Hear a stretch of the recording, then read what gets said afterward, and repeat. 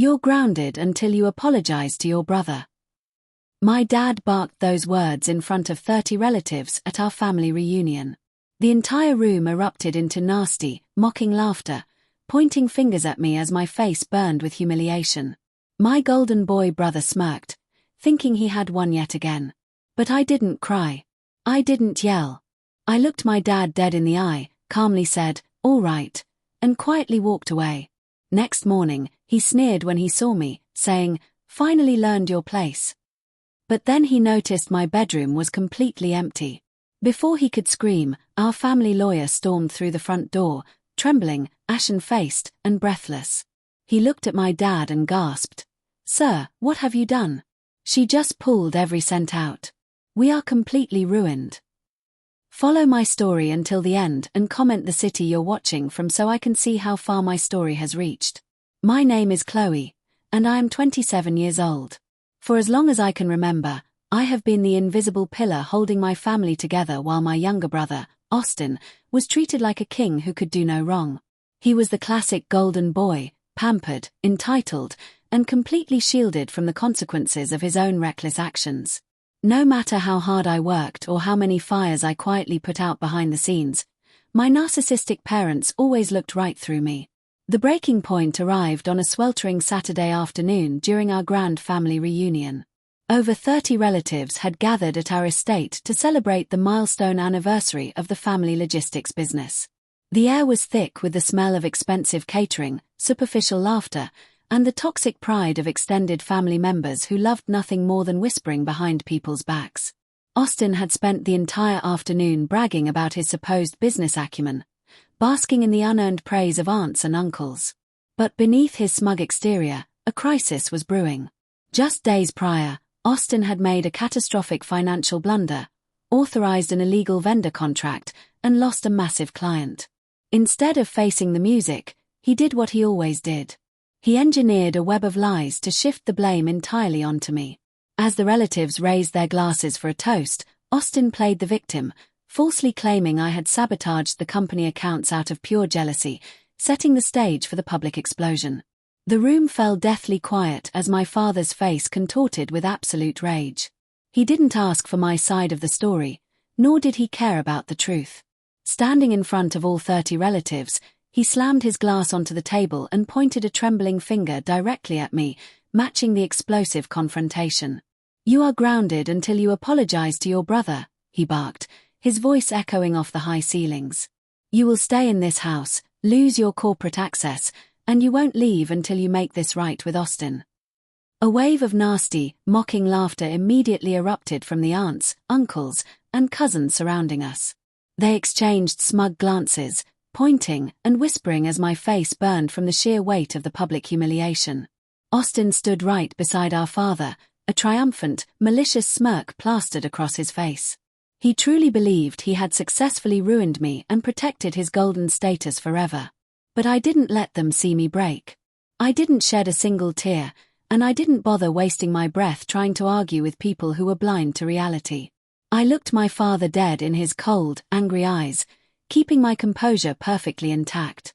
I let the mocking laughter ring out for just a moment longer before I delivered a calm, chillingly quiet response.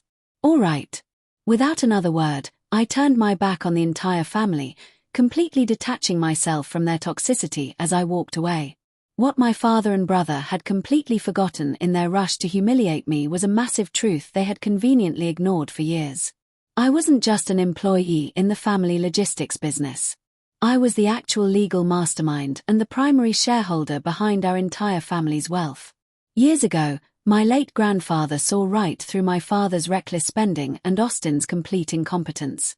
Knowing they would run the empire into the ground, his final will legally left the controlling corporate shares and the primary bank assets directly to me.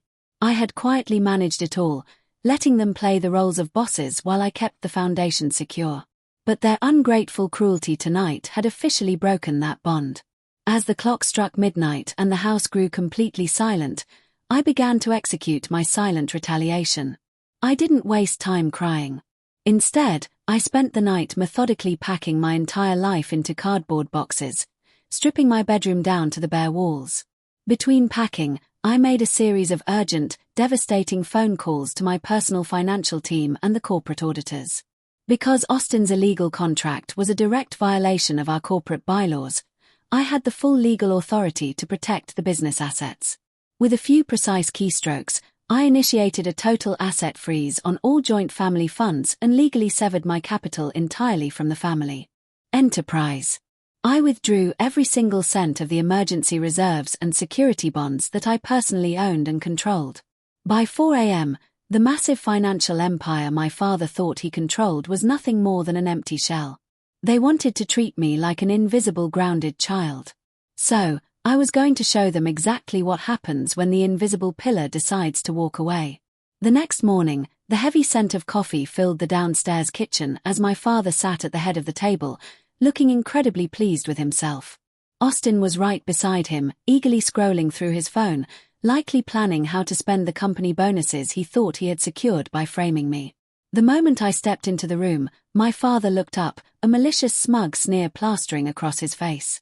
He leaned back in his chair with an air of absolute triumph, eager to double down on my public humiliation from the night before. "Finally learned your place," he mocked, his voice dripping with condescension. "I hope you're ready to bow down and beg your brother for forgiveness, because your grounding doesn't end until he says so." I didn't say a single word. I simply grabbed my car keys from the counter and gave them a cold, knowing smile that instantly made Austin smirk falter. Confused and deeply irritated by my complete lack of fear, my father slammed his coffee mug down and stormed upstairs to my bedroom, determined to break my spirit and lock me away like an disobedient teenager. He threw my bedroom door open with aggressive force, ready to scream, but the words immediately caught in his throat. The entire room had been completely stripped bare. There were no clothes in the closet, no books on the shelves, and no sheets on the mattress. The space was completely empty, echoing with a haunting silence. The only item left behind was a lone formal legal document sitting precisely in the center of the bare wooden desk, a certified corporate notice bearing my signature. Before my father could even process the sight of my empty room, the heavy oak front door downstairs slammed open with a violent crash. The sudden noise echoed through the hallways, instantly shattering the morning silence. My father and Austin hurried down the stairs to find our family's trusted corporate lawyer, Mr. Vance, bursting into the foyer. He was in a state of absolute, breathless panic. His tie was completely crooked, his forehead was slick with sweat, and his face was ashen-faced and trembling with pure terror, precisely matching the sudden climax. He didn't even bother saying hello. He marched straight toward my father, holding a stack of freshly printed financial alerts in his shaking hands. "Sir, what on earth have you done?" Mr. Vance gasped, his voice cracking under the immense weight of the panic. My father blinked in confusion, his smug arrogance instantly faltering. "What are you talking about, Vance? I just put Chloe in her place last night at the reunion." The lawyer looked like he was about to collapse right onto the floor. "You fools!" Vance yelled, turning his gaze toward my terrified brother. "By publicly grounding Chloe and attempting to strip her of her corporate access, you triggered the emergency asset protection clause in your grandfather's corporate charter. Chloe wasn't just an employee, she owns the controlling shares and the primary bank assets. She just pulled every single cent of her capital out of the company accounts. The logistics business is completely frozen. Our primary lines of credit have been cancelled, and your personal accounts are heavily overdrawn by millions. The vendor contracts Austin signed are defaulting as we speak. We are completely ruined, and by tomorrow morning, this family will be face to face with absolute bankruptcy." The smug arrogance that my family had carried for decades completely vanished in a matter of seconds. My father's face drained of all color as he dropped to his knees right there in the foyer, while Austin began to hyperventilate, clutching his head in absolute terror. Panic-stricken, my father frantically pulled out his phone and dialed my number. His hands shaking so violently, he almost dropped the device. When it went straight to voicemail, Austin tried, tears streaming down his face as he left a desperate, crying message begging me to return the funds and save them from ruin. But my phone remained completely silent. Their desperate pleas were falling on deaf ears. The immediate, satisfying consequences of their cruelty unfolded with brutal speed over the next few weeks. Without my capital to shield him, Austin was forced to face the harsh legal reality of his financial fraud as the corporate auditors uncovered his illegal vendor contracts and handed the evidence over to the authorities. The luxurious lifestyle of our extended relatives collapsed overnight. And the aunts and uncles who had laughed so loudly at my expense suddenly found themselves cut off from the family payroll. To keep the creditors from his door and cover the immediate defaulting debts, my father was forced to put our massive family estate and all of their luxury cars up for emergency liquidation sale.